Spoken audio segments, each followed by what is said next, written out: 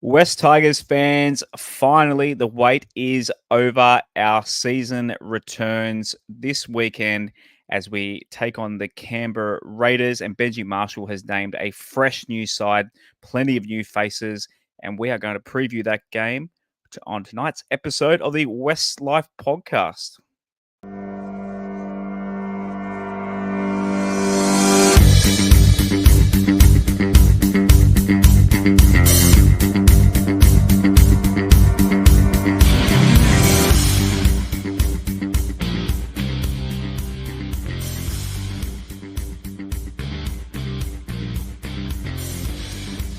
Welcome in to another episode of the WestsLife Podcast. I am your host, Josh Barnett. Please give us a follow at WestsLife Pod on Instagram and Twitter if you haven't already.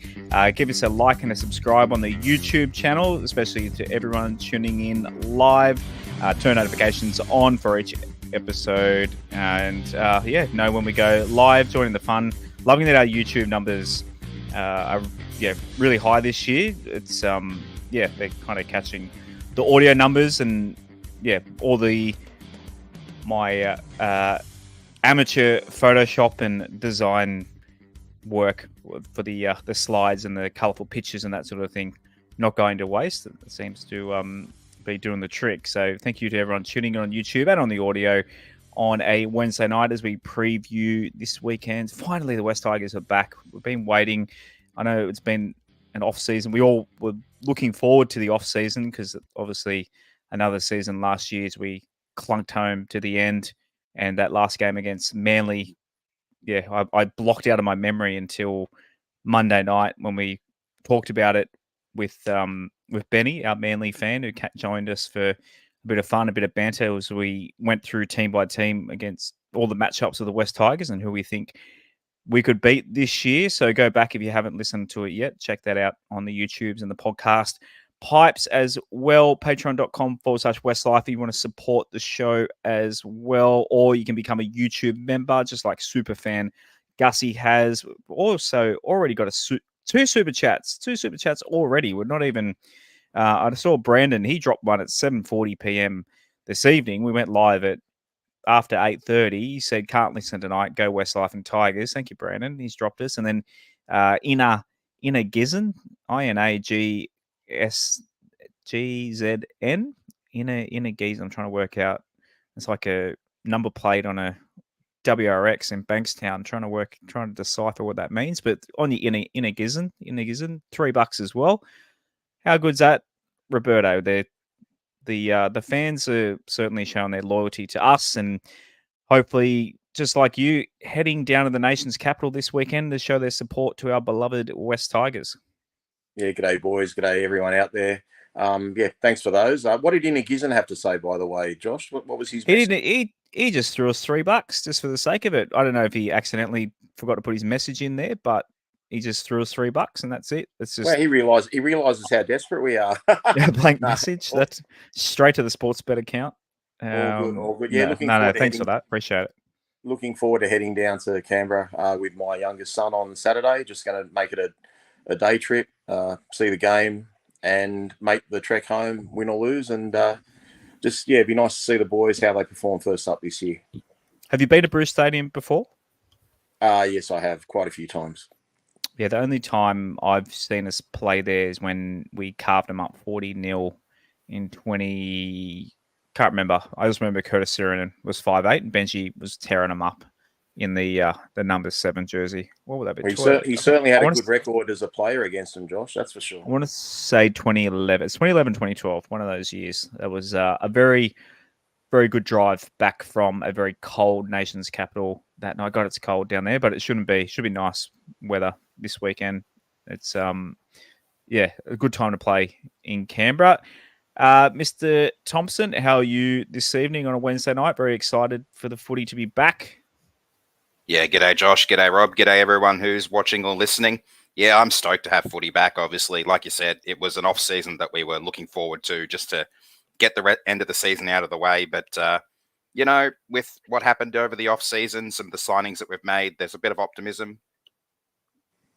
Just saw Jack on Facebook. He's heading down with his son for the for his first game as well. How good's that? Good on you, Jack. Nice. It looks like, by the looks of it, look by Jack's profile picture, his son isn't too old too. So good on you, Jack. First game for your son. It's always a special moment. Took my son along with my dad on Father's Day, the last game of 2022. When we get carved up by, I can't remember, but it was the last game of 2022. I think it was Sharks. I'm thinking, don't know, but it was. Despite the loss, it's a very special moment. Yeah, taking your son to or daughter. I shouldn't say son. I just said son because I have a son. Just take your child to because sure as hell if I had a daughter, they'd be being brainwashed to be Tigers fans as well. I got my son a jersey in the off season with Barnett on the back. He chose number 6 for some reason. Maybe, I don't know, maybe he's a Lachlan Galvin fan and he doesn't know it yet. So bring it on. How good is it to have the footy back?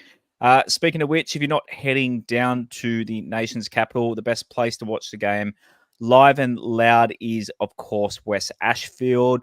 Catch the West Tigers season opener live and loud from the home of the West Tigers, West Ashfield. Dive into the half for half deal where you can indulge in half price pizzas and discounted tap beer from kickoff until half time. Enjoy responsibly. If we win, maybe, have a few more skewies. They'll be full price at full time. But if it's a win, who cares? Drop, I don't know, what's a schooner worth? About $7 these days. Less if you're a member of Holman Barnes Group, bringing people together. For more information, visit holmanbarnesgroup.com.au. Great big cinema-sized screen there to watch the footy. And thank you again to Holman Barnes Group for supporting the WestsLife podcast again in 2024. Yeah, 2024. That's right. Right, a bit of news to start. A couple of look again. The news. It's only little. The papers are really trying to milk a bit of news out of the West Tigers this year. So sorry if they're not really news as such, but I saw a thing in the SMH. Adam Pengilly wrote that Coruscant was begging Jerome Luai to join the West Tigers, and basically in that article, Appy was saying that, saying to Luai constantly, "Are you coming? Are you coming? Are you coming?" When he was trying to decide where he was going to sign. So, Rob, this is a big. I mean, Appy obviously is already shown on the field how good he is, but with Appy and Luai, we're absolutely in contention for any big, assuming we can afford them and fit them under the cap. We're over that hump now, and another big signing is massively possible because of one Appy Coruscant. Well, it would certainly give us half of the Penrith winning spine combination for 2 of their premierships. So, look, I mean, obviously that's a headline just to grab our attention. And as much as I love Appy, I think, all the credit's got to go to Benji. I mean, I know there are a lot of people, in terms of management and whatever, got behind it and did their best to get this over the line. But I'm 100% convinced that Jerome Luai would not have signed with the West Tigers if it wasn't for Benji Marshall. It's the admiration he's got for him. He's an idol, like a hero, and he's played alongside him. And I just think that attraction, and obviously, without a doubt, the money, but he could have got big money elsewhere as well. And that's what the cap does. The cap, when you're as successful as Penrith, every player's value goes up. So Penrith have to keep shedding players, as they have done for a few years, including our own Appy. It was a great coup. And as I said last week, I think Coruscant's just like one of us. He's just a Tigers supporter. So, and it's kind of cool having a fan of the club be the captain of the club, and he just wants the best he could. And I reckon even there's a part of, as much as he's loved his premierships and he wouldn't swap them for anything, I really think Appy kind of wishes he was 25 again, instead of his early 30s, because, there's only so much time that Appy can play. Like, let's hope he can see out his contract, because, he has a very difficult position. He's a key member of our team, and obviously he needs to play big minutes for us to be competitive. as an almost 36-year-old, I definitely constantly wish I was 25 again. I don't blame Appy for that at all, the way my knees are going these days. I saw Jason on YouTube here saying, I reckon the 900K had more to do with it than the Yeah, I begging. agree. Look, obviously, Yeah. of course, but at the end of the day, he left his mates and area grew up with, all like junior club, like obviously it's $1 million pay rise, but he also could have stayed and probably won more premierships, been in the competitive side. A lot of reasons why he could have stayed as well. And Was it 900 though, Josh? Isn't it more like 1.1? Like it's like yeah, yeah. So I just it's even It's more than that. 1.2. It's Yeah, 1.2. okay, Yeah. you can't knock back that sort of money. Of Like, course.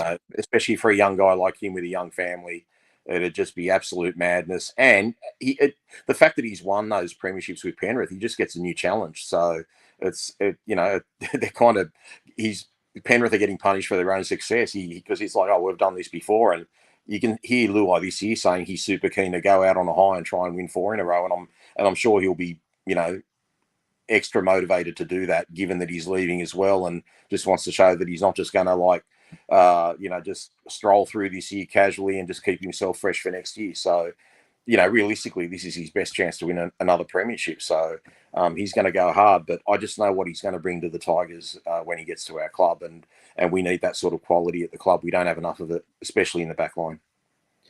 As it might not be $1 million signing, to build a premiership team, you need to have those $500,000 players, and $500,000 for the West Tigers normally wouldn't get us too much. But with these guys in our side, $500,000 might get us like a very key signing from somewhere. It could be someone, a team offloading a player. Like there's definitely opportunities up and down the roster with these guys here, not just signing a star. Yeah, absolutely. You'll get like players potentially wanting to come from other clubs for maybe a little bit less money than we would have otherwise, because we were always in the news for the wrong reasons. Having players like Jerome and even Justin Olam signing with us shows that we're on the up, we're on the improvement. There are people who now want to come to the club to potentially play under Benji Marshall, who's honestly still one of the greats of the game, recently retired, and it's just looking like, positive times in Tiger Town. Like things are on the up again. Nice work on the mention of Benji Marshall. Leads us into the other news in quotation mark story. It saw Dean Ritchie basically writing an article. He was quoting coaches anonymously about Benji Marshall and how he's this new type of coach. I guess he's a millennial, so he's still got social media, and he apparently is there 3 hours after. Apparently, according to a player manager, he rocks up 3 hours after the players some days, and he's not 24/7 football. Blah blah blah blah. So basically, saying, is Benji going to be successful when he does things different to previous coaches? Rob, is this just the media trying to have a dig at the they're always trying to have a dig at the West Tigers? Is this Dean Ritchie article got legs, or is he just hit a deadline it was early in the week and had nothing else to write about? Look, I think he's setting up a potential story for later on down the track, should we not be doing well and Benji's not getting the wins that we want as a club. It sounds weird that Benji's publicly said that I'm not going to be like all the other coaches. I'm still going to have my family life and go out and do what I want. But my work's my work, and I'll come home and I'll come home. That's just very unlike. I don't think there's many other coaches that actually do that. So, look, I don't want to put a negative spin on Benji. I'm going to Canberra this week, so I just want to watch the team. I want to cheer the team. I'm not expecting to do anything better than 17th, to be perfectly honest. So we can get into the team and the squad later, but I think just take Benji Marshall out of the equation. We've said this before. If I was to, be the CEO and I could handpick Craig Bellamy and put him at the West Tigers, I don't believe we could make the 8 this year with Craig Bellamy. So the fact that Benji, even though he was there last year and he had the headphones on and he's definitely got his feet wet as a head coach, I don't think I think it's just such a hard job to be taking over the wooden spooners and to expect success. And if you just want to like take opinion out of it for a sec, just the fact that we've got a pretty weak back line, nothing wrong with our halves, but they're untried and they don't know each other. That takes time to build combinations. We've got a good starting forward pack. I think our bench is very thin and very lacking experience. And if you look at our whole squad, it's just so full of youth. And to be fair, there's a lot of talent there. And if you could like snap your fingers and give these guys another 75 games and fast forward 3 years, you say, wow, these guys are like really good players. Like Talon De Silva's played 75 games now, and maybe Miller would have come through by then and be one of our starting props. But right now, we just look like such a young squad. And I think it's such a massive ask for Benji to actually get success. So what's your definition of success? For all of us, it's wins and losses. But if for example, if we've only won 1 or 2 games out of a dozen, then this article that Dean Ritchie has written today is just, the introduction to them saying, well, look, Benji's not putting in the time as a coach. He's already inexperienced. And they're setting up a story for down the track. I think the fairest thing to do is just judge him on what he does. If you never know, there's other things we've got to judge with Benji. For example, what if we win our first 4 games and then we lose 6 games in a row? Then we have to judge and say, well, hang on, Benji, you started off well. Why couldn't you stop the rot? What changed? Like, there's so many situations that Benji Marshall hasn't been in and is still yet to face. So how do we judge him in the end? And look, all I hear out of Concord is the players are happy. The whole staff is happy. He brings an aura of confidence. He's a cool, calm, and collected character. I get all that. There's parts, just for me personally, that don't sit well. Like, a couple of players have said, oh, Benji's a clown. He jokes around with us, blah, blah, blah. But sometimes we don't know whether he's joking and whether he's being serious. To me, that's a little bit of a problem, because I think your coach has to be your coach, and there has to be that absolute respect, and Benji has to be getting his message across clearly. There can't be mixed messages like you're telling player X what to do, and then the next minute you're telling him something else, and the player thought it was a bit of a joke, or you weren't being serious. I think Benji's I know he's trying to be that Wayne Bennett sort of coach, but I think Benji's going to have to draw the line between being buddies and mates. And let's face it, guys, he's an idol to most of that squad. Like, they all love him. They all look up to him. He's a hero to them. I think that aura's got to change a little bit, and he's got to be more of that Wayne Bennett, where everyone respected Wayne Bennett to the point where they wouldn't, like, Wayne Bennett doesn't really joke around too much when it comes to his footy, maybe when they're at a restaurant or something. So I just think Benji will learn all that. And it's just, I just think he's just got a monumental task. And I'm not saying he's not going to succeed, but if anyone out there is expecting success within the first couple of years, they are really optimistic, because I look at the squad, I look at the coaching staff. It's not just Benji. No offense to Robbie, but Robbie's had no coaching experience. Heino's one of the other blokes. Heino's had no experience. The only bloke there is John Morris. So can we do well? Of course we can do well. It's up to them. Doesn't matter what I think. Doesn't matter what you think. But the reality is we've probably got a 10% chance of succeeding. But, fast forward 10 weeks, Lachlan Galvin might be a superstar. Talon De Silva might have already been playing backup to Coruscant. Lob might have forced his way onto the wing and he's scored half a dozen tries by then. We don't know. Bud Sullivan could be a genius. Like, he could be scoring tries himself. So there's plenty of upside. I'm excited to see how we build. But, to expect wins and that straight away when combinations are still forming, I just think it's a massive ask. I'm just happy to have a club now that at least above Benji is doing everything they can for Benji and the players. So even if we have a poor sort of year in terms of wins and losses, at least, no offense to Benji, at least they can say, well, they'll put pressure on Benji. Oh, your players aren't doing well, or Benji's not doing well. It's not going to be that your CEO can't manage a club, or your chairman hasn't got a clue what he's freaking doing, or your board is full of idiots that just say yes people. Like, all that part of it's gone. It's just going to come back to the coach and the players. I just want to get out there, cheer the team, talk about them every week, hopefully just be as constructive as we can. But I'm not going to say Benji's going to fail, because it's not up to me to say Benji's going to fail. I just think it's a ridiculously hard task. It's a bit like Aaron being on the 1% club.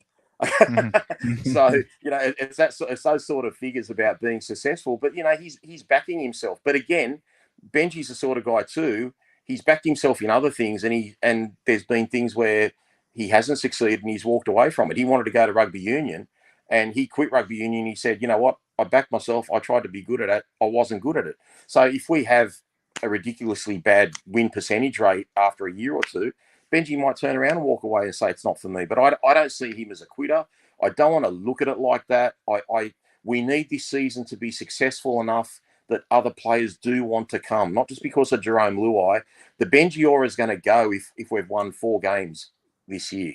That aura is just going to be gone. The media would have bashed us to death. We need to be better than a 4-win team this year, but it's going to be tough with the squad we've got. If we cop any injuries, we are super thin on starters. We need everyone to be at their best, and Benji's got to be at his tactical best too, Josh. Yeah, 100%. Dan Ritchie, if you're listening, just copy everything Rob said there verbatim and put in an article. Say it's yours, because that was better than the article you just wrote today.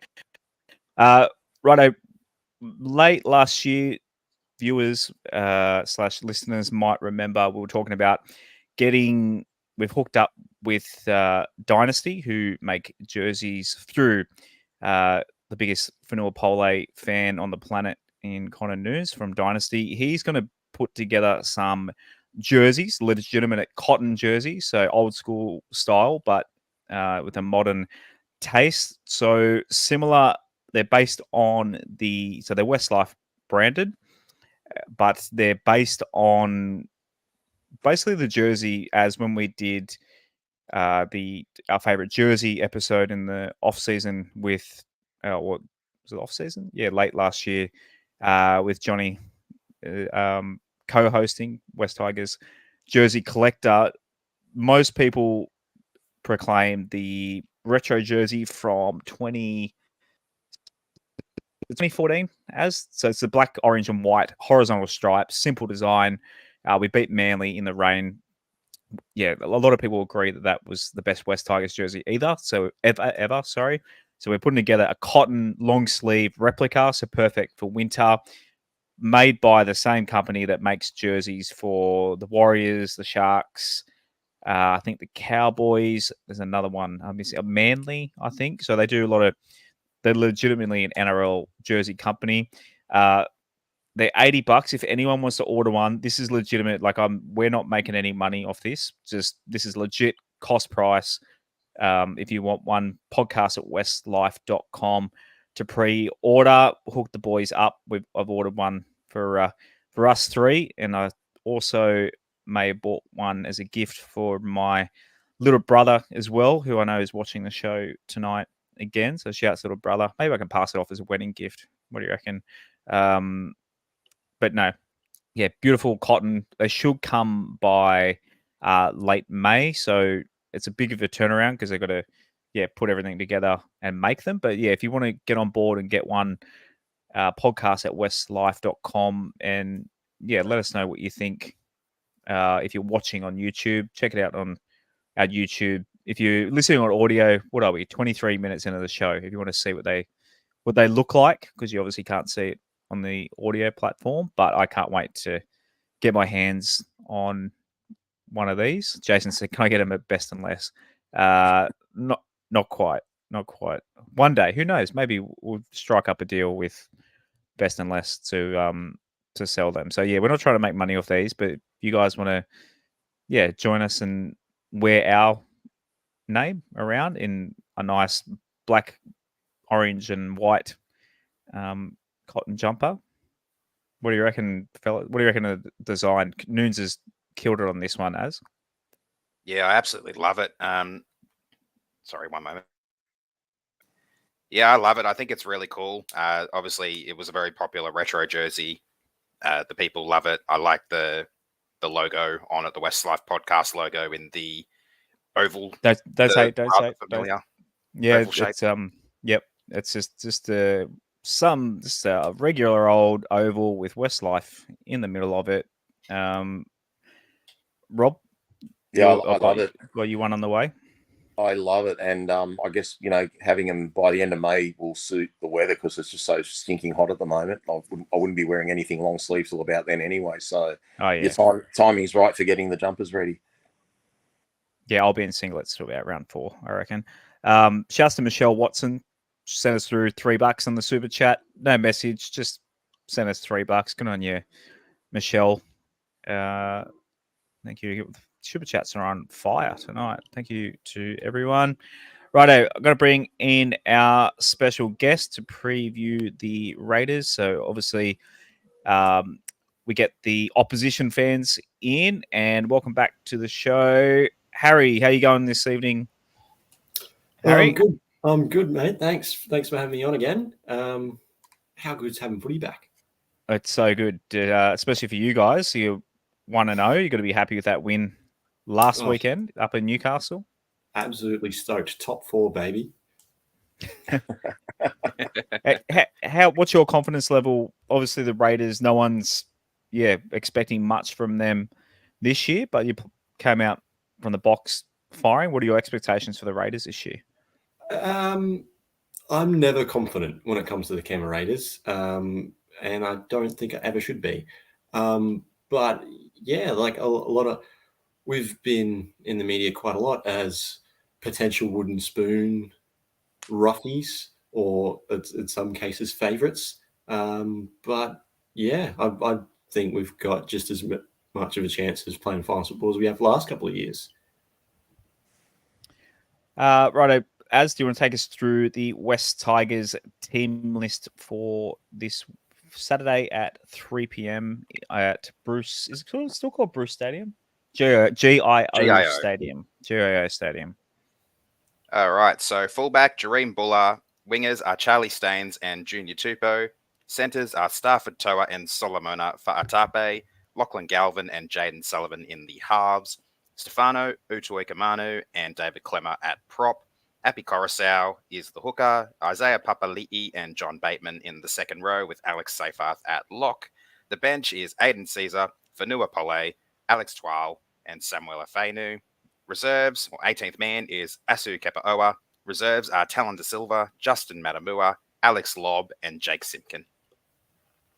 So obviously, a few surprises in there. I have got the injury report to talk about as well after this team list, but obviously, Rob, a lot of talk we're talking about and speculating Monday night that we heard that Lachlan Galvin was going to get in. We thought maybe he's coming off the bench, but a Galvin in 6 and Caesar 14, that wasn't expecting that. Yeah, it's an absolute shock. Don't get me wrong, I'd love to see this combination, if they were firing, be our halves combination. But, we've invested heavily in our off-season in Aiden Caesar. The whole talk from both Benji and Richo has been, don't expect to see the flash footy from the Tigers. We're going to be kicking to the corners, et cetera, et cetera.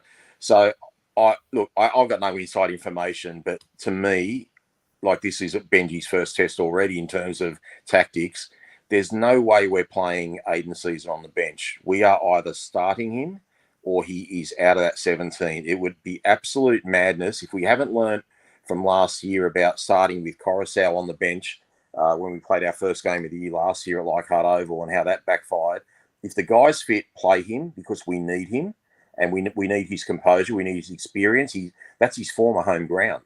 So, there's no one better to have us, leading our team than Caesar out there. So for him to be on the bench because he's got a niggle, if he's got a niggle, protect him and drop him. And look, if he is injured, I don't expect him to play. Given the rest of the bench being forwards, there's a strong argument that Kapoa could come in because he can play back row or centres. I think in terms of trying to balance the side and having Bud Sullivan and Galvin there for 80 minutes, which could potentially not work, I think I'd bring Talon De Silva onto the bench. And if something went wrong in the halves, De Silva can come on, Appy can go in the halves, and one of the starting halves could come off. But I just think it's absolute madness to have Caesar on the bench. He's got to start the game or he just doesn't play at all. a couple of comments coming through, John, like suggesting just that, as that does make more sense to put De Silva at 14. Like, surely we see him come in. Surely not Kepa Owa. I know Sheensy like to have Kepa Owa on the bench because he can fill in the backs or forwards as well. But yeah, De Silva's definitely the smart move. Obviously, Appy isn't going to. Well, I guess he's an 80-minute player, but this time of year, maybe given Talon's De Silva a few minutes as well. But anything, what are your thoughts on that as well as a few of the other new faces like Solomona Faataape? Do I say that right? Almost. Close enough. I think Talon obviously does make a lot more sense than Caesar. It does seem like a really strange decision, and I do agree with the previous comment we had about it being a smoke and mirrors play. It just seems a very strange thing to carry him on the bench, even if he is like carrying a niggling injury. Obviously, he's not in the injury report that you mentioned before, Josh. It does seem really odd. I think AJ might be the one that comes on, but I hope not, because I do think Talon needs to be there. If we're going to have a utility on the bench, I think it would have to be Talon, because obviously Appy's not going to be an 80-minute player every week. He might be an 80-minute player some weeks, but probably not every week.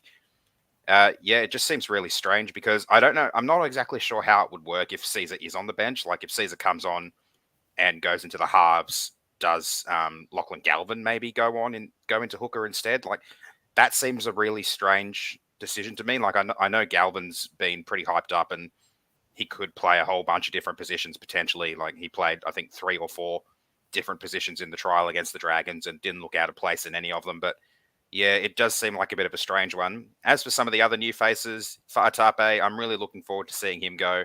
I think he well and truly earned this spot. We didn't get to see him trial against the Dragons, but he did look very strong against the Warriors and didn't look out of place at all. I'm looking forward to seeing how Jaden Sullivan goes. Being at number 7 is another strange one, but I guess that may be the case that he becomes the number 7 next year once Luai arrives, because I don't know if Luai has the ability to turn himself into a 7. I think he's an out-and-out 6. So this is basically the first of potentially multiple auditions for Sullivan to be a number 7 moving forward. So there's a lot of questions. Galvin's a 6, though. Yeah, Galvin's definitely a 6. It is going to be like a really tricky jigsaw puzzle moving forward, but I guess it's a bit of an audition for some of those guys this week to see how they might look moving forward. Harry, I'll get your opinion in just a second, but someone's Vard T has thrown us a pineapple in the super chats, a whole $50. He has said, "Thanks, boys, for the podcast. Long time listener, 43-year-old Balmain fan that bleeds Balmain." Does that mean 43 years of fandom, or you're 43 years? 43 years old? I'd say as a fan. Yeah, 40. Grew up in Birchgrove. Pretty much agree with Rob on everything he says. Thanks for the effort, week in, week out. Vard T thrown us $50. Like, right, come and be my wife if you're going to agree with me on everything. Hey guys, one thing I should say too: wouldn't you think if you're a coach with all the hype on Galvin, that you would name Caesar, and then if he's not playing, then Galvin gets thrown in and the pressure's off him, because right now the pressure's on him all week. So that's even more reason why I just think Caesar's just not playing at all. I have no information, but like I said, I just can't wrap it around my head that we would play our general off the bench. I don't see what purpose it serves, but I guess we'll find out Saturday. Maybe he just wants his debut jersey to be the number 6 jersey, not a number 18 or 19 or 22 or something else. That's all I can really think of. That's a very superficial thing to be. I think we're big boys. We're in a professional era. It shouldn't matter what jersey you've got. I don't know, or maybe just Benji doesn't give a stuff and just says, well, he's going to play 6. I don't care what they do. But Canberra would have thought all along that Caesar's going to be our halfback. I just would have named him at 7. And if he's not going to play, you can still have your late withdrawal an hour before the game, and and they don't have a clue what's going on. So maybe Benji is playing a bit of a game, and Caesar will start because. Yeah, I'd actually like to have a bet that he's not going to be on the bench, and I'll probably get it wrong though. But I don't think he's going to start on the bench. I hope not. Harry, you're obviously very familiar with Aiden Caesar. Did he ever come off the bench for the Raiders? Yes, I believe in 2018, Ricky Okay. decided to play him as a bit of a bench hooker. And you could see from the television or from the stands how much he hated it. So I'm not really sure what to go there, especially like I thought the whole point of Caesar coming into the Tigers is to be sort of that old veteran to just sort of steady the ship for the young guys to grow around. So I was expecting him to play 7, and I was looking forward to seeing him play footy again. So that's a little bit disappointing. Excited to play against the Raiders, or just because you're still a Caesar fan? I'm still a Caesar guy at heart. I want him to do well. And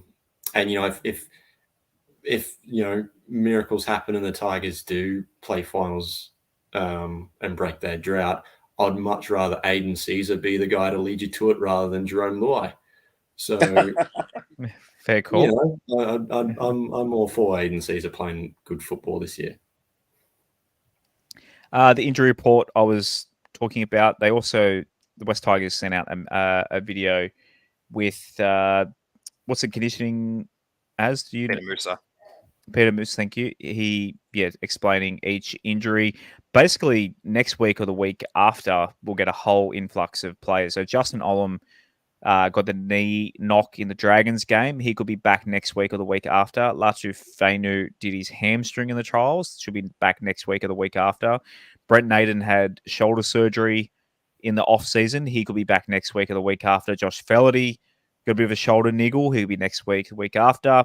Sakuru could be next week or the week after. Sione Fainu a couple of weeks with a foot injury. And he said Adam Dwayne will be back in July, I think, saying it says round 17 here. So for those wondering, why no Olam, Fainu? No, because we obviously did our teams on Monday night's show. Our if all players healthy, what our top 17 would be, and we all obviously had Olam and Naden in the centres, and they're both out as well, and Felaherty as well. So the centres, look, outside backs is our bugaboo at the moment, and where we tried to shore up, and we've got 3 of them, 3 centres there on the injury report. So as not ideal. No, definitely not. It's a fairly long injury list this early in the season. Hopefully, with obviously a lot of those guys are listed to come back round 4, round 5. So hopefully, pending no more injuries, where we'll start looking a bit better and a clean bill of health over the next couple of weeks. Rob, where would you who, assuming they're going to be all fit in a couple of weeks' time, who do you think is obviously Olam is a lock to come into the side? Look, I think it's got to be decided on what we do this week or next week if Olam doesn't play. Like, if Faataape plays, great, keep him. Like, that's what competition for spots is about. What's concerning about that back line, if you go from, literally number 1 to 7, look at the lack of experience there.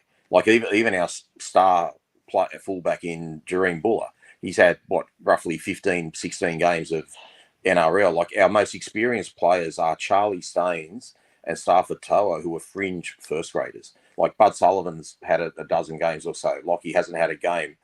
Junior Tupu's probably had 25 games. Like, there's just not much there in terms of experience. So it's a really huge ask. Like, that's why it's so important to have someone with experience like Caesar there, just for all those guys around him. So, look, at the same time too, the fact that they don't have experience, they've got no idea about losing too much and stuff like that, that can be a benefit as well. So I just think we need to shore up quite a bit. And I think this roster is going to change significantly between this year and next year. It really has to. It's just too lopsided in so many ways. And we've got to fix it up. We've got too much money in our halves. That's got to be sorted out. We've just got to get our back sorted. And hopefully this year we will find some of these young forwards coming through, so we don't need to add depth to the forwards. Because as I look at it right now, I'm struggling for like number 16, number 17. I feel like we're a bit like we need a journeyman who's had 150 games with a bit of experience. Just it doesn't have to be anything flash, but just can do a role. And I just think we're lacking a couple of those sorts of guys.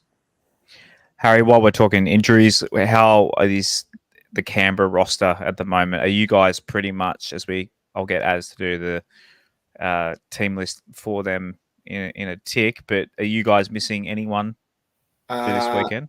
Elliot Whitehead, I think, is the only injury. Okay. I think they said it was a calf, so we would miss the first three or 4 weeks. Zach Hosking slot right in on Thursday, and he played really well. So we've got a lot of depth in the forwards, so we're always good to cover there. You think being the home and the milk, he'd be good with calves, but well, he's getting up there in age. He's a real old boy. My dad joke's going straight over your head there, right? As definitely didn't go over mine. Right, as run us through the Canberra Raiders team list. All right, so fullback is Jordan Rapana. Wingers are Albert Hopewate and Xavier Savage. Matthew Timoko and Sebastian Chris are in the centres. Ethan Strange and Jamal Fogarty in the halves. Josh Papali'i and Joseph Tapine are the props, with Danny Levi at hooker. Hudson Young and Zach Hosking are the second rowers, with Morgan Smithies at lock. The bench is Tom Starling, Emre Gula, Ata Mariota, and Pasami Solo. 18th man is Nick Chotrich.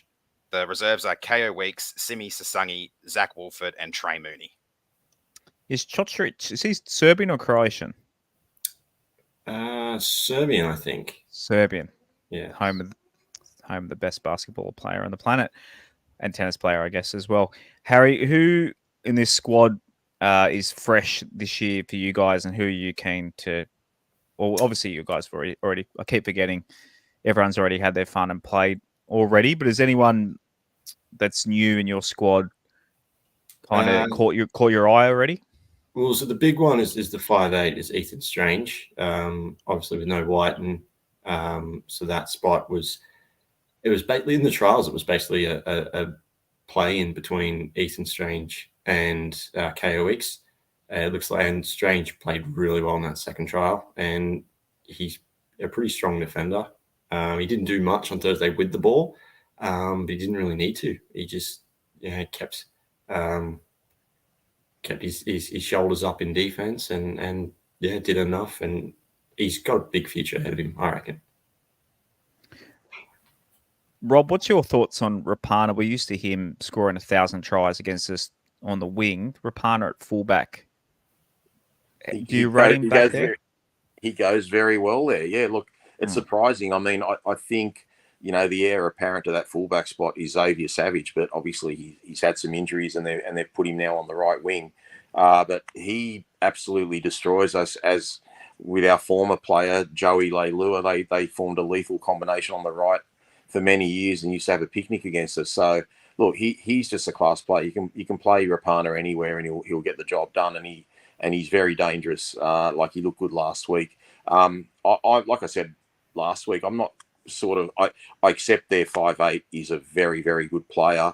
I just think he's too much alike the halfback. I think going down the track, Weeks should be their 5'8", but if something went wrong, then obviously their number 6 can play halfback, and because he's very much a general, pretty much like what they've got already. So I just think that's why he was a bit quiet last week. But as we were just told, he's a good defender.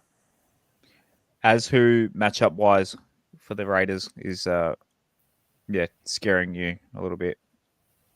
Their forwards, they've obviously got a very, very powerful forward pack, and that's even with Corey Horsburgh not there. I'm wondering what happens to Morgan Smithies when Horsburgh comes back into that 13 role. But in general, the forward pack of the Canberra Raiders, obviously Josh Papali'i and Joseph Tapine, they lead from the front really well. We're going to have a hard time defending against those big boys. And Hudson Young, we saw what he could do when he got that Origin debut for the Blues.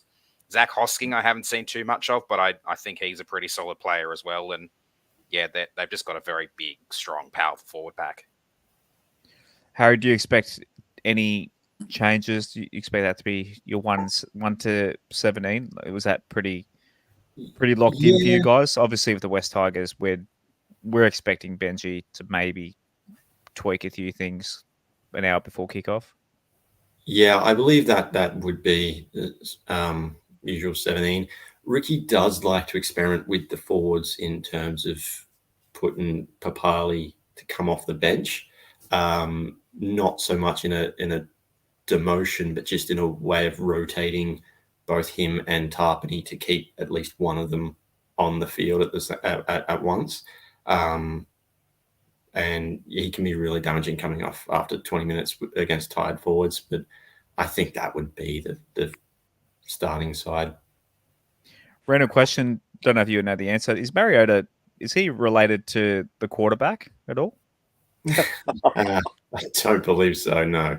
Highly doubtful, Josh. Why is it doubtful? That's not. They're both. Marcus Mariota, like he's Samoan. 1,000 miles apart, mate. Like, yeah, but they're both Samoan. I think pretty sure they're both Samoan. So you never know. They might be cousins or something. I know Sean Blore. He's got a cousin that's in the college system for basketball over in America. I don't think I've ever mentioned that on the show. It's a bit of a tidbit for you. So plenty of athleticism in that family. Obviously, Righto Stats Man, what have you got for us for this episode? Obviously, just a little bit of a fun one tonight. The Tigers are the only team in the competition so far this year to have spent time in every single position in the top 8 so far this season. Obviously, with the live ladder and how it works, as soon as the kickoff of the first game happened, we were first on the ladder, and then after every result, we just dropped down another position as teams won and got their 2 points in their positive differential. So, yeah, just a fun little. We've been in every position in the top 8 so far this year, and we're the only team that can say that. Just looking at the previous matchup, so we've beaten the Raiders once since 2015. So 1, 2, 3, 4 losses in a row. Then we got the win in 2018, and we're on a 1, 2, 3, 4, 5, 6, 7 losses in a row. Harry, you pretty confident it'll be 8 in a row for you guys? I'm hopeful. Yes, I think we should win. You were pretty lucky at Campbelltown last year, just saying. We definitely just snoozed off as like every other game we played last year. We didn't do 13 plus last year. We just got to the front and coasted. Either you snoozed off, or we woke up when you guys had Hudson Young. I think it was go to the bin. I think that's what it was. Yeah, I think it was Tom Starling. I think. Oh, Starling. Yeah, that's right. Do you have any memories, Harry, of West Tigers Canberra Raiders games? Obviously, big famous one was it 2000 or 2001 when they played in the snow? I don't know if you're old enough to. Yeah, I don't know if you're old enough to remember that game, but definitely wasn't old enough to remember that one. I was there in 2010 for that finals game. Of course. Yeah, I cried. So did I, with joy. and then cried the next week in pain against the Dragons. Oh. Yeah. But yeah, recent memories have all been pretty happy from my end. Was up at Leichhardt in 2022, and I think 30 minutes into the game, and our halfback had given his football boots away to a fan in the crowd. Which that's right. Which was just incredible.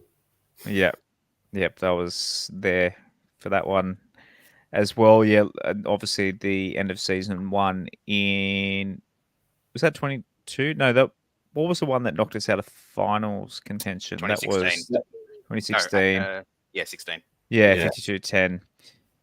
It's pretty funny though, because Benji Marshall had a really good record against you. So what's that? 1, 2, 3, 4, 5. 1, 2, 3, 4, 5, 6, 7 wins and 1 loss and 3 losses. So 10 out of 11 between, or Benji was gone after the end of those. So 2009. Yeah, for whatever reason, Benji Marshall used to get wins against you guys, and now he's coach. Maybe, I don't know, maybe that's an omen that we'll start winning against you guys again. Yeah, I think he was 10 from 11 at GIO Stadium. Yeah. Because I think there was one game for the Dragons in there as well that he also won. It's up there with Jonathan Thurston never beating the Tigers outside of Townsville, which is my favourite stat ever. Josh, Boys, I think the stat there as well. When Benji and Robbie played together in Canberra, we didn't lose down there at all. I'm pretty sure the only times we'd lost in Canberra were when one or both of those guys weren't there. Any memorable games? Obviously, all three of us were at the Campbelltown one last year. That was a smidge off being a very memorable, memorable one last year. But boys, do you have any Canberra Tigers memories? Obviously, Rob, I hate to bring it up, but whenever you think Raiders, my dad hates the Raiders, and you probably know why. What is it? 35 years later, he still hates the Raiders. I mean, you can't. It's hard to hate. Like, I don't hate the Dragons because they knocked us out in 2010. I don't hate the Warriors for knocking us out in 2011. Like, you can't hate it. I don't see the point in hating a team for winning. I'll hate a team. Like, I hate the Parramatta Eels because I can't stand their fan base. I hate the same with the Rabbitohs. But the Raiders, I'm annoyed that they kept carving us up year after year with Leilua and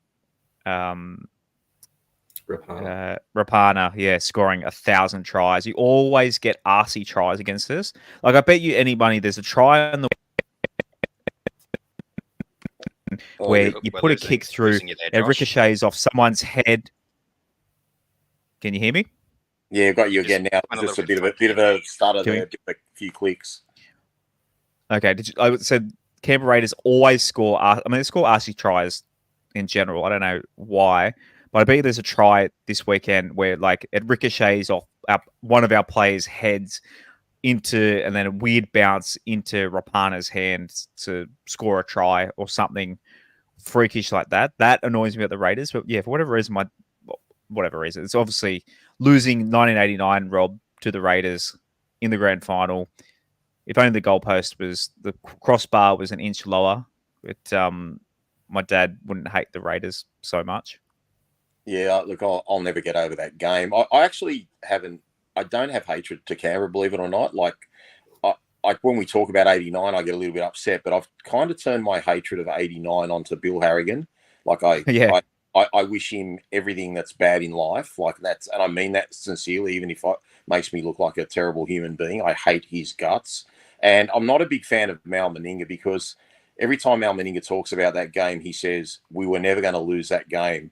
And all those sort of moments you're talking about, Josh, it literally happened in that game, whether it was, Michael Neal falling on a ball, then suddenly Canberra had the ball, or that stupid penalty Harrigan did, or Wayne Pearce dropping the ball, or Mick Neal getting ankle tapped, or Benny hitting the crossbar, etc., etc. But being a lot older than you guys, I actually liked Canberra when they first came into the comp, because what used to happen was a lot of the Balmain players, being a Balmain supporter, when they were getting, on in their careers, Canberra would obviously buy all those players. So guys like David Grant, Percy Knight, Lloyd Martin, Gary Spears, etc., etc., etc., guys you wouldn't know of, they all went there. So I kind of like Canberra was like a second team because there were like 4 or 5 ex-Balmain players in it. So I actually really like Canberra, and obviously like I was cheering for Canberra in the 87 grand final when they lost to Manly. Not realising that experience would come back and bite us in the arse in 89. But one memory I do have, Josh, which is a bad one, was being down in Canberra, would have been about somewhere between 2005 and 2010, and we lost in Golden Point with that stupid, when 2 men are in the tackle but one drops off and you still weren't allowed to strip it. Todd Payton had stripped the ball in extra time. and we'd gone down there for that game, and that was just a really long drive back. But obviously, the 2010 semi-final, I still think it's the club's greatest ever victory, because I challenge any team to have come back from a devastating defeat like we had against the Roosters in 100 minutes of football, and come back from a Saturday to play on a Friday night. And look, to be fair, we were lucky to win that semi-final too, as well as we played. Croker missed a relatively easy goal kick, and Terry Campese got injured 3/4 of the way through the game when Canberra were coming back at us. So, look, I don't have any hatred to Canberra, but I certainly don't like Mal Meninga, especially when he said during the Super League war, "What has the game done for me?" Like that I've never forgotten that comment. And obviously Bill Harrigan, he's just a dirty old, hate him. We won't go there. I'll keep it clean tonight. We don't want... get an email of a defamation pretty much letter. Obviously your Tigers fandom is a bit younger than Rob and even mine. Have you actually seen the Tigers? So we haven't beaten them in Sydney since 2014. Have you seen us beat Canberra before? I actually have. I'm 100% success rate when I've gone to Canberra to watch them play. The game there in late season in 2018, I went to that one with my brother. It was a very long drive back to Orange that night, I think. But yeah, we got the win, and 1 a.m. in the morning we arrive home, and we're still pretty stoked. So that was a good night. It was a close game, a tough game, but it was great to get the win at that one. So yeah, that's the one and only time I've seen us beat the Raiders live. Harry, what's your Canberra Raiders fan history? How did you become a fan of them? I've got two older brothers. They're both Raiders fans. Born in Canberra. You were born in Canberra, or your brothers, or all three? All of us. Oh, yeah, we grew okay, up. so you're genuine Canberran. Okay, sweet. Exactly. Yes. It's as simple as that. Yeah. But you're in Sydney now. I was in Sydney last year. I have moved back. To Canberra since. So yeah. Okay, so if you're a Canberra, or Canberra. My grandfather say Canberra. How do you pronounce? It's Canberra, isn't it? Canberra. Canberra, yeah.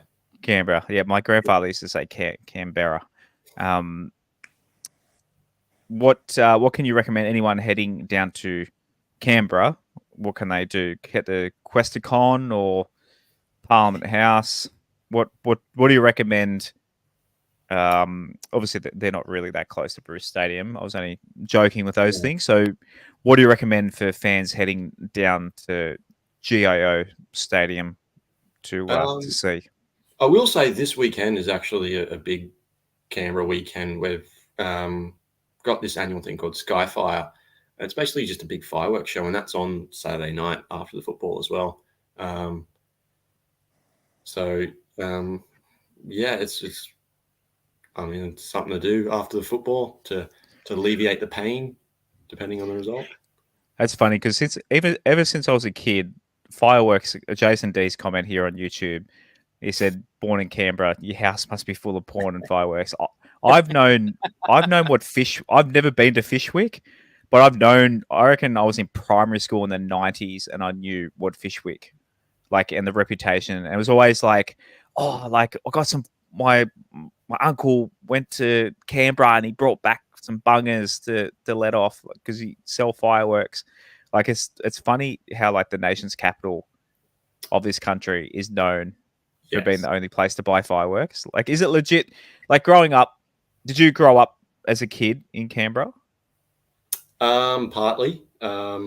Spent some time on couple hours outside Canberra as well. But yeah, again, Fishwicks, I've never really been to Fishwick for the full fireworks shopping kind of thing. But yeah, we all knew about it. That's the place you go to get them. And that's what you do as a kid? Let off fireworks? I guess so, yeah.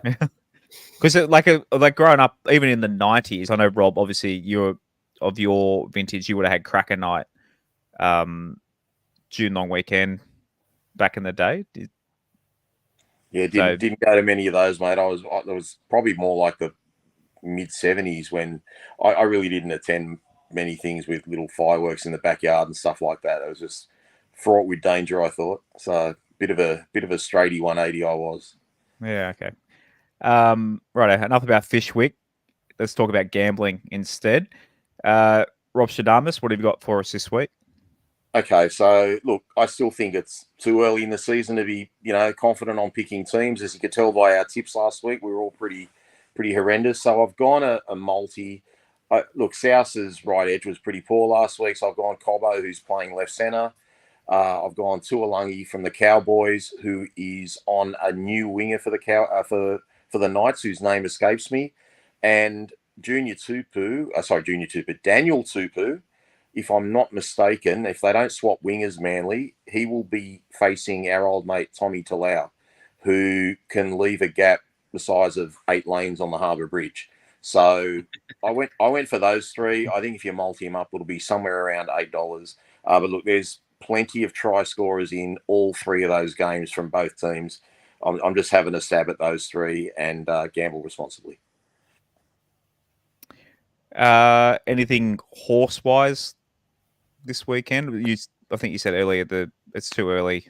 Yeah, that's Saturday. Right. It's too early, and I haven't looked. And so look, if I can drop something to you. If someone's really desperate, they can shoot me a DM, and I'll have something by Friday.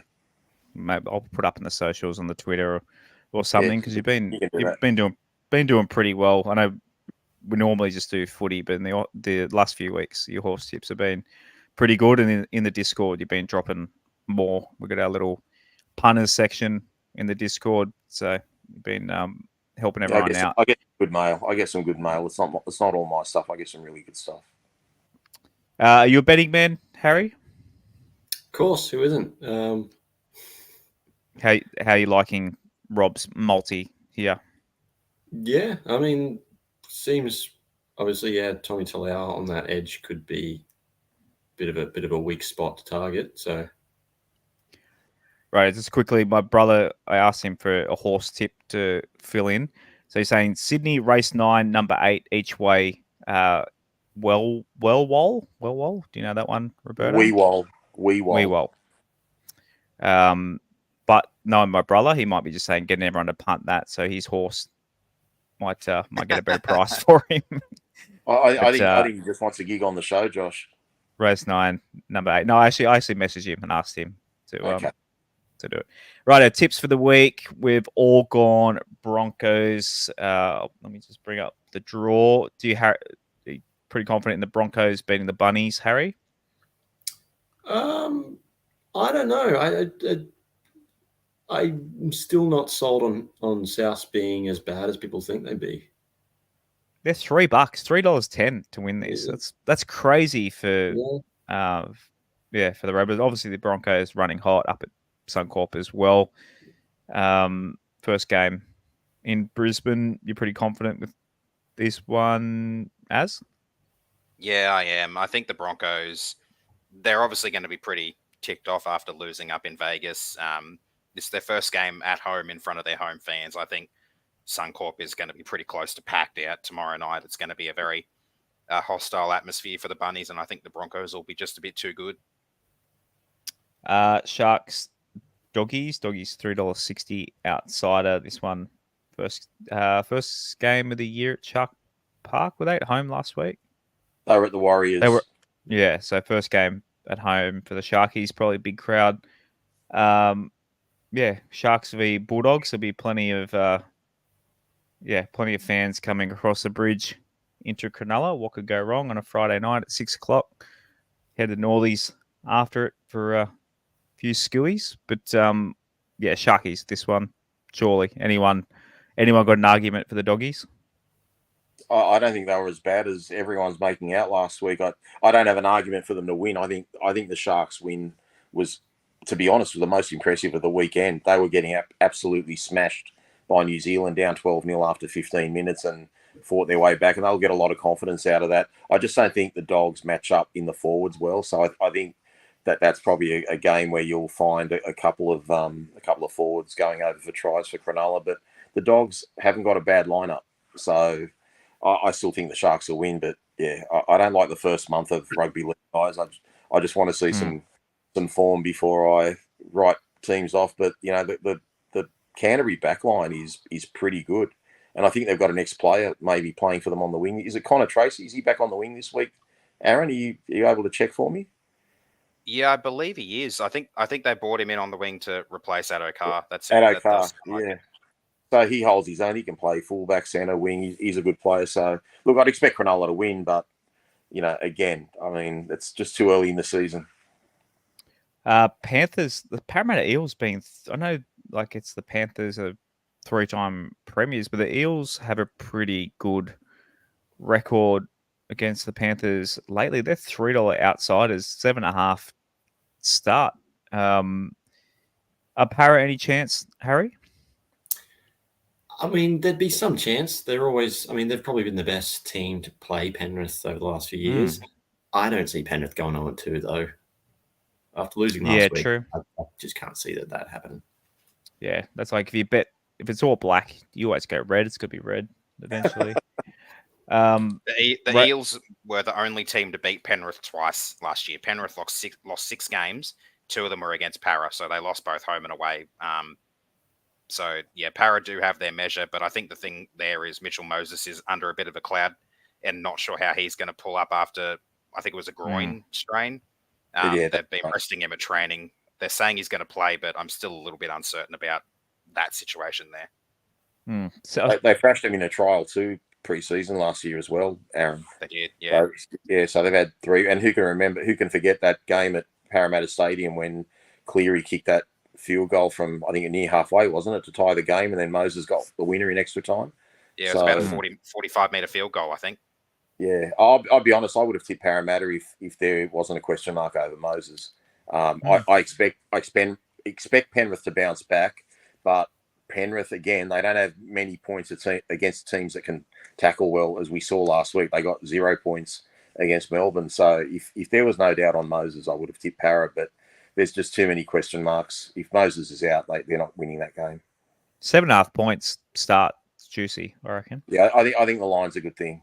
We've all look. I thought about it.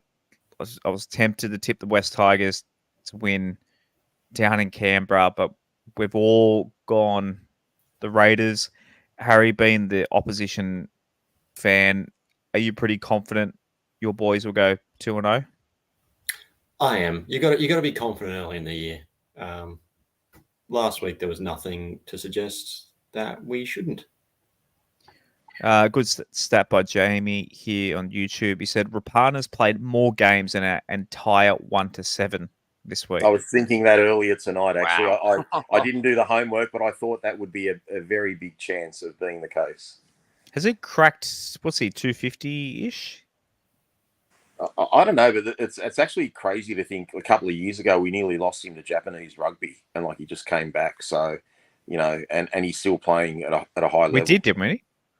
I think he did go to Japanese rugby, didn't he? I think he went for 5 minutes though. He wasn't there for very long. Yes, because it was 2020, so we missed the first 2 weeks, and then COVID happened, so they shut down the league. So he just came back, and he played round 3 for us. Yeah, there's also for Rapana, Josh.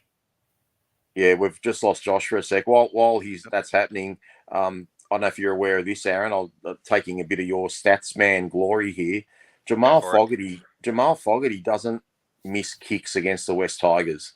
I think he kicked 4 out of 4 against us at Campbelltown last year, and then the year before for the Titans, he kicked 8 out of 8. So I don't like the fact that Jamal Fogarty's got a perfect record against us. I'm just hoping that that's a Campbelltown thing and not a West Tigers thing. Sorry, fellas. Playing at Campbelltown in winter is almost like playing at Canberra. Sorry, fellas. I dropped. Yeah. I was trying to look up Rapana's game total, and I X'd out of the stream and closed my window accidentally. So apologies for that. Maybe I shouldn't have 6,000. I had found it just as we lost you. I had found that too. Oh, did you say it? Yeah, I did. Okay, good on you. It's always keeping me. Now I got to try and find my slide.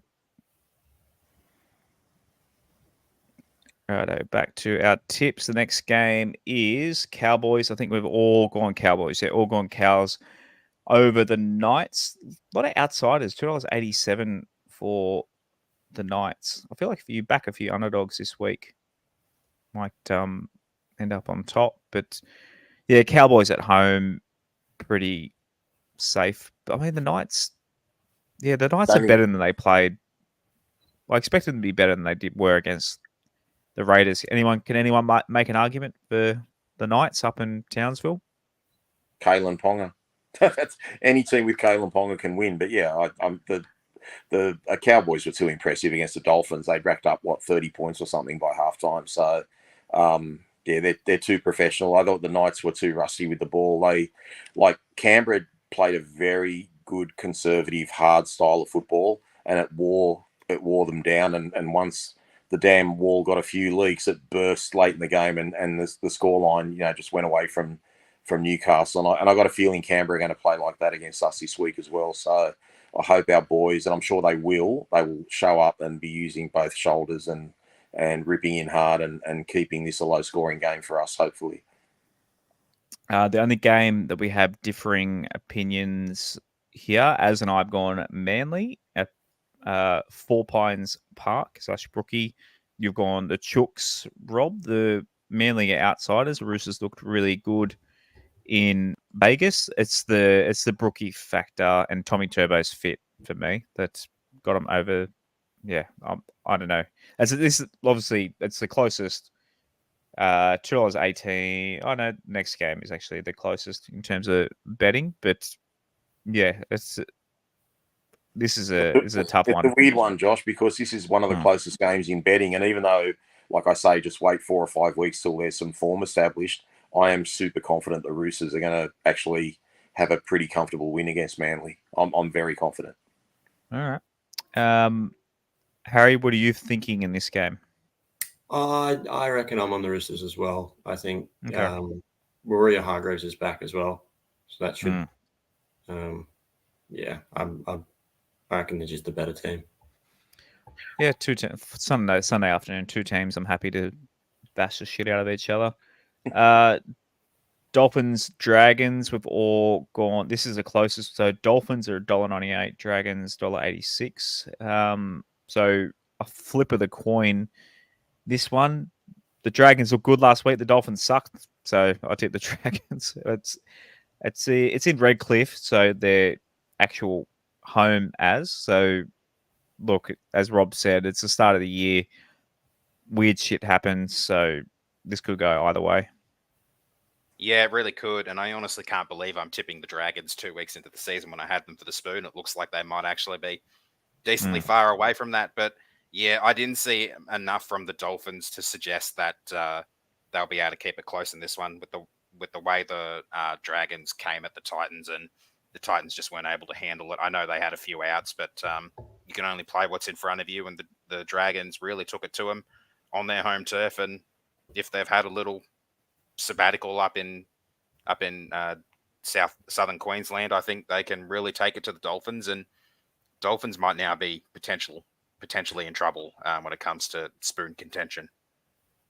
Yeah, this is what I love about Wayne Bennett, guys. Like they've lost the game, they've looked awful in the trials, and straight away they've dropped their halfback, Sean O'Sullivan.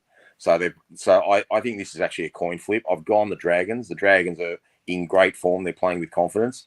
But this is a potential golden point job. This will go right down to the wire, in my opinion. And guys, did we do the Melbourne New Zealand game, or did we skip that? We breezed over it because we're all okay. I've changed my tip. I didn't mention. I've gone New Zealand. I've just saying I've gone New Zealand. I thought Melbourne used their spare tank last week to beat Penrith, and I think it's going to be hard for them to back up. That was an absolute brutal game of rugby league. And I just think New Zealand will be fuming from throwing away that game against Cronulla. So I've changed my tip, and I've gone New Zealand. All right. Well, I was going to say Emmanuel's had a crack at us for tipping pretty much all favourites in our tip. So they're all. I more go home ground advantage. But I won our tipping comp last year.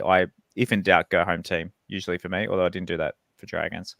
Manly Manly are the underdogs at home. I think they're like $2.05 or something like that. So Roosters are favourites on the road, which is maybe to be expected. But yeah, We know how. I am a coward, though.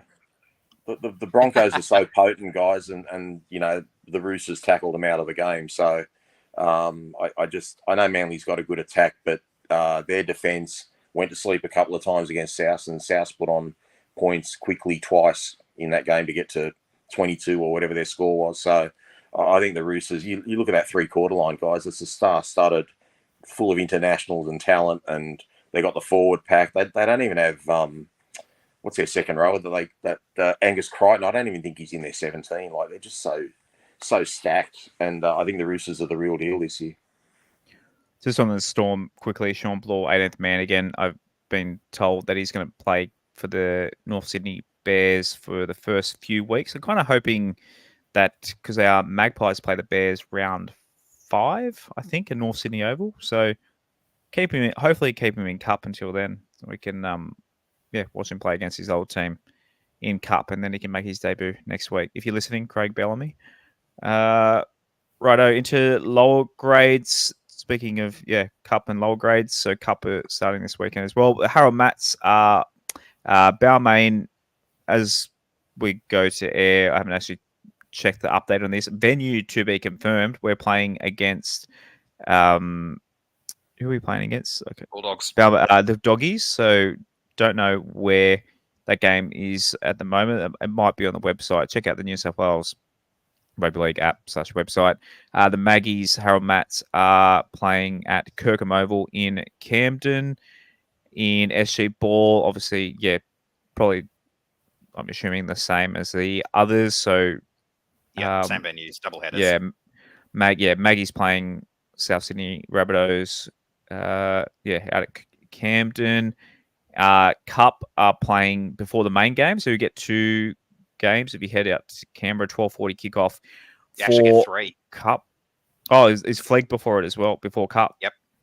Oh, sweet. Why can't we get that in Sydney? Plenty of names. Alex Lobb on the wing for us. Young Iverson Maddai at 5'8", who's apparently bit of a talent. Jake Simpkin there at hooker. Who else we got there? Manamura at lock. Talent of Silver's been named on the bench as Kit Lowly. Help me out, as Lalili. Thank you. So plenty to watch there in Cup as well. Jersey Flag, there it is, 11 a.m. That doesn't. I've cut off the venue there, but plenty. So 3 grades. So get there for 11 o'clock and watch all 3 grades for us in Tasha Gale and Lisa Fiaola. They are at Kirkham Oval as well with the Magpies juniors. The Fiaola is at 1 p.m. and Tasha Gale at 2:30. Just on the Lisa Fiaola Cup.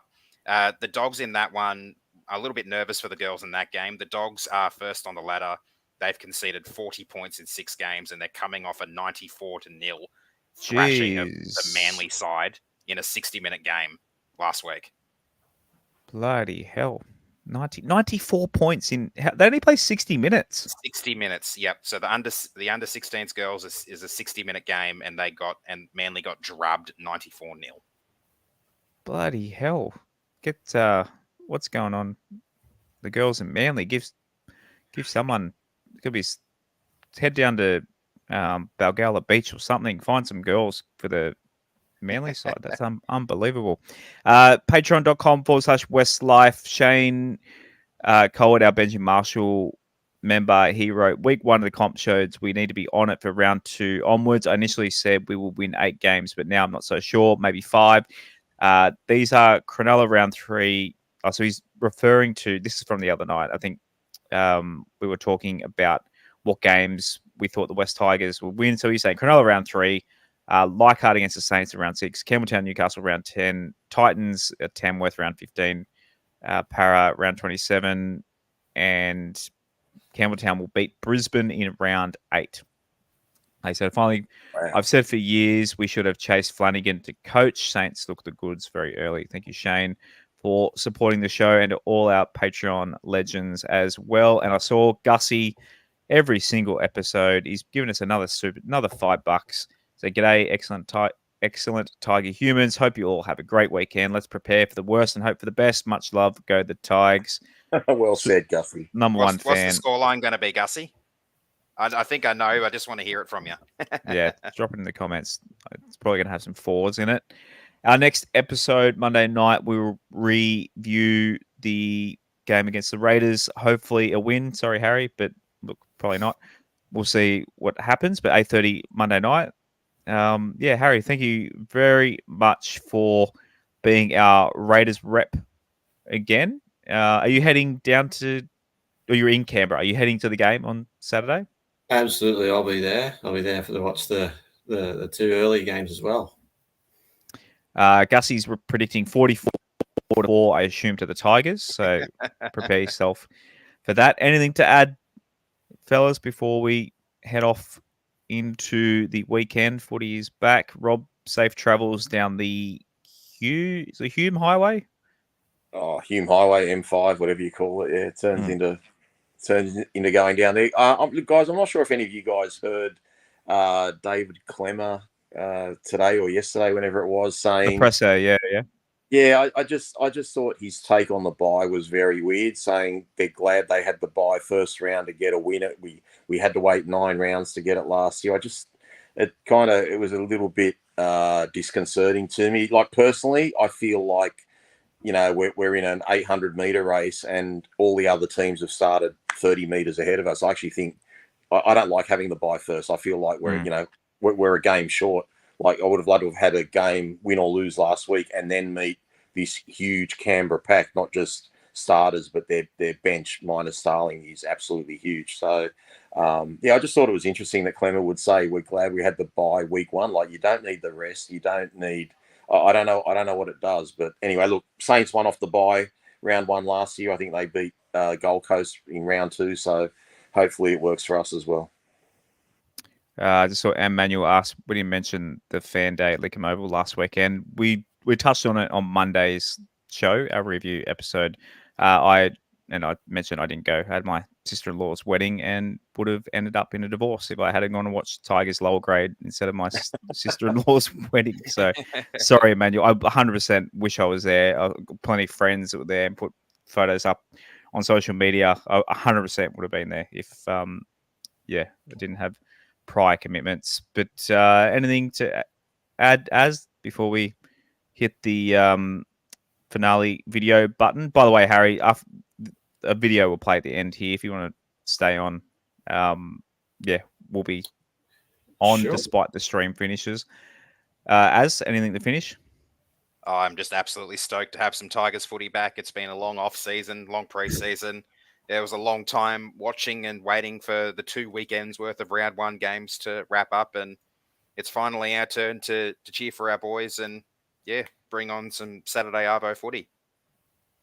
Well said. And thank you to all of you who joined us live tonight. Thank you to the thousands of you listening to the show, audio, video, wherever in the world you are. And until next time, thank you to all our super chatters too. I'll give you one last shout out here. So Gussie, Brandon, Inagazan, let us know how to actually pronounce your name. Michelle Watson, and Vard T with the big pineapple. What a legend. And until next time, boys, go the Tigers. Come on, Tigers. Come on. Go the Tigers. Thanks for listening to another episode of the WestsLife Podcast. Please follow us at WestsLife Pod on Instagram and Twitter, and facebook.com/WestsLife Pod. You can also support and take part in the show at patreon.com/WestsLife, and give us a subscribe on YouTube and turn notifications on. We'll see you again next time on another episode of the WestsLife Podcast.